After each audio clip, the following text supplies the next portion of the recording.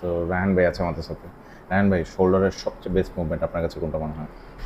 Definitely seated shoulder press. About rear delt fly.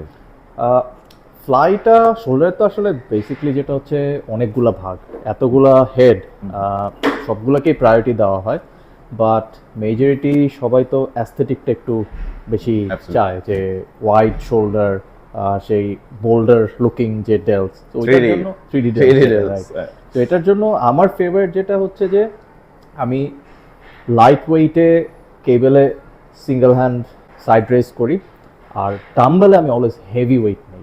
Dumbbell আমি, হ্যাঁ, কারণ ডাম্বেল আমি লাইট ওয়েটে করে যেটা দেখছি যে খুব তাড়াতাড়ি বার্ন আউট হয়, পাম্প হয়, বাট গ্রোথটা অত ভালো হয় না। ওয়েদার আমি হেভি ওয়েটে, মানে হেভি মানে ইনসেন হেভি, দরকার হলে সাপোর্ট দিয়ে মারা গেলে ওইটাও বেটার।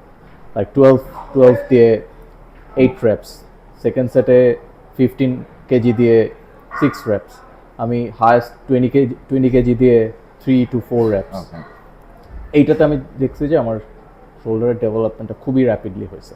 ওকে। সো কোনটা বেটার মনে হয়, কেবল দিয়ে ল্যাটারাল রেস করা না ডাম্বেল দিয়ে ল্যাটারাল রেস করা? অবভিয়াসলি ডাম্বল, আচ্ছা। বাট দুইটা ভ্যারিয়েশনই অল্টারনেটিভলি করা যায়। হ্যাঁ, আজকে যেমন আজকে এই উইক আমি ডাম্বল দিয়ে করলাম, নেক্সট উইক আমি শোল্ডার ডেতে আমি কেবল ফোকাস বেশি রাখলাম। ট্র্যাপসের জন্য একটা best exercise definitely seated dumbbell shrugs. Dumbbell traps. Okay okay, thank you ভাইয়া, You're thank you most so much. welcome, brother.